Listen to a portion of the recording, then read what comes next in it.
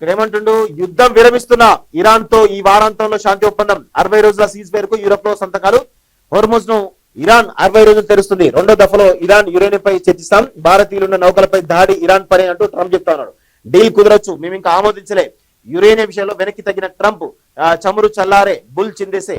ఆ ట్రంప్ ప్రకటనతో $90 దిగువకు క్రూడ్ ఆయిల్ కొనుగోళ్ల జోష్ తో సెన్సెక్స్ 1695 పాయింట్లు, దాదాపు 3-4 నెలలుగా మొత్తం స్టాక్ మార్కెట్ మొత్తం కూడా అతలాకుతలం అయిపోయింది. సో ఇప్పుడు ఈ యొక్క ప్రకటన తోటి కొంత స్టాక్ మార్కెట్ కొంత ఇంప్రూవ్ అవుతున్నట్టుగా చాలా స్పష్టంగా తెలుస్తోంది. కానీ విషయం ఏంటంటే, యుద్ధం విరమిస్తుందని చెప్పేసి ట్రంపే చెప్పిండు. ఆల్రెడీ ఒప్పందం ఈ వారంతో ఉంటుందని చెప్తున్నారు. కానీ ఇరాన్ ఏమంటుంది, మేము ఇంకా ఒప్పుకోలేదు, మేము అన్ని చూసిన తర్వాతనే యురేనియం పైన వెనక్కి తగ్గే ప్రసక్తి లేదు. అది ఆల్రెడీ ట్రంపే యురేనియం పైన వెనక్కి తగ్గింది అనేది చాలా స్పష్టంగా, మెయిన్ గా యురేనియం గురించే కదా ఈ యొక్క యుద్ధం అంతా కూడా. సో యురేనియం సంబంధించి ట్రంపే మళ్ళీ వెనక్కి తగ్గిండు. చూడండి ఒకసారి. సో డీల్ కుదరొచ్చు, మేము ఇంకా ఆమోదించలే.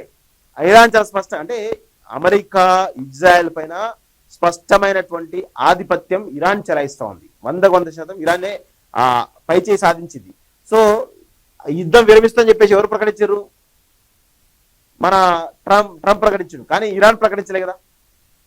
సో ఇరాన్ ఏం చెప్తుంది, డీల్ కుదరొచ్చు కానీ ఇంకా మేము ఇంకా ఆమోదించలేదు, మాకు టైం పడుతుంది. సో యురేనియం పైన ఆయన వెనకాల వేస్తున్నాడు అనేది చాలా స్పష్టంగా చెప్పారు. కాబట్టి ఇది యుద్ధం త్వరలో ముగిసేటువంటి అవకాశం అయితే చాలా స్పష్టంగా కనబడతా ఉంది. సో ఇరాన్ తో యుద్ధాన్ని విరమిస్తున్నట్లు అమెరికా అధ్యక్షుడు ఇరాన్ తో యుద్ధాన్ని విరమిస్తున్నట్లు ఇరు దేశాలు ప్రకటించారు కదా. కానీ ఓన్లీ ట్రంప్ ఒకటే ప్రకటించడానికి కారణం ఏంది? సో చూడండి ఒకసారి. సో డొనాల్డ్ ట్రంప్ ప్రకటించారు, ఆ దేశంతో తాత్కాలిక శాంతి ఒప్పందానికి ముసాయిదా సిద్ధమైందని చెప్పారు. గురువారం ఆయన ఓవల్ కార్యాలయంలో మీడియాతో మాట్లాడుతూ ఈ వారాంతంలో 2 దేశాల మధ్య యూరోప్ లో కాల్పుల విరమణ అవగాహన ఒప్పందంపై సంతకాలు జరుగుతాయని తెలిపారు. ఈ ఒప్పందంపై ఉపాధ్యక్షుడు జేడీ వాన్ సంతకం చేస్తారని వెల్లడించారు. ఆయనతో పాటు అమెరికా అధ్యక్ష కార్యాలయం ప్రత్యేక రాయబారులు స్టీవ్ విట్కాప్, జారెడ్ కుస్టర్ కూడా వెళ్తారని చెప్పేసి చాలా స్పష్టంగా ట్రంప్ పత్రికాముఖంగా చెప్పడం జరిగింది. సో దీంతో యుద్ధం ఒక కొలిక్కి వచ్చిందనేది తెలిసిపోతుంది. సో శాంతి ఒప్పంద ముసాయిదాలోని కీలక అంశాలు ఏంటి అంటే, హోర్ముజ్ జలసంధిని ఇరాన్ పూర్తిగా తెరవాలి అని చెప్పేసి ఒక కీలకమైన ఒప్పందం. గతంలో ఎన్నుండే 14-15 ఒప్పందాలు ఉండే, అది అసలు అవి చర్చ కూడా రావట్లేదు.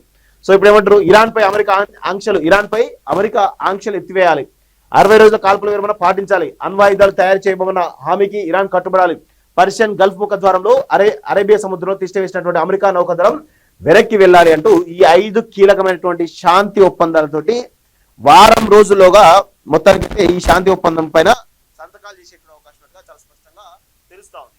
సో ఒప్పందం కుదిరేటువంటి అవకాశం ఉందని ఇరాన్ ఇప్పుడు చెప్తోంది. యుద్ధం ఆపేస్తే చెప్పేసి ట్రంప్ చెప్పేసిండు, యుద్ధం ఒప్పందం కుదిరే అవకాశం ఉందని చెప్పేసి ఇరాన్ చాలా స్పష్టంగా చెప్తోంది. ఇరాన్ యురేనియం పై వెనక్కి తగ్గిన ట్రంప్, అంతే కదా. అసలు యుద్ధం ఎక్కడ స్టార్ట్ అయింది? యురేనియం గురించి స్టార్ట్ అయింది. సో ఇప్పుడు దానిపైనే ట్రంప్ వెనక్కి తగ్గిండు. యుద్ధాన్ని ముగించాలంటే ఇరాన్ తన వద్ద ఉన్నటువంటి శుద్ధి చేసిన యురేనియం మొత్తాన్ని వదులుకోవాల్సిందని స్పష్టం చేస్తూ వచ్చిన ట్రంప్ తాజాగా ఆ అంశంపై కాస్త వెనక్కి తగ్గినట్లు తెలిసింది. యురేనియం ను ఇరాన్ లోనే ఉంచేందుకు ఆయన అంగీకరించినట్లు సమాచారం. అయితే దాన్ని ఐక్యరాజ్య సమితి నిపుణుల పరీక్షలో ఉంచాలని ఒక షరతు పెట్టినటువంటి విషయం తెలుస్తోంది. అంతే తప్ప దానిపైన అమెరికా ఆధిపత్యం ఉండదు అనేది చాలా స్పష్టంగా తెలుస్తోంది. భారతీయ నావికుల మరణాలపై మోడీ మౌనం ఇలా. ఎందుకు మోడీ మౌనం ఉండకపోతే ఏం చేస్తాడు, ఏం మాట్లాడతాడు?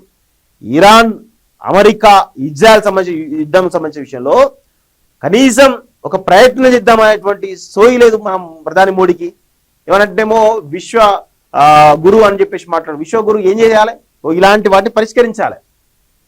మోడీ అంటే భయమా, లేకపోతే ఇరాన్ అంటే భయమా, లేకపోతే ఇజ్రాయెల్ అంటే భయమా? ముగ్గురు స్నేహితులు అని చెప్తారు బయటికి.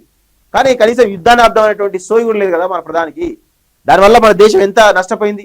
హోర్ముజ్ జలసంధి మూసివేయడం వల్ల మన దేశం ఎంత నష్టపోతా ఉంది, దేశ ప్రజలు ఎంత ఇబ్బందులు పడుతా ఉన్నారు. కనీసం దాన్ని పట్టించుకోకుండా మౌనంగా ఉండి మౌనమునిలాగా ఈరోజు మోడీ ఉన్నాడని చాలా స్పష్టంగా అర్థమైపోతుంది.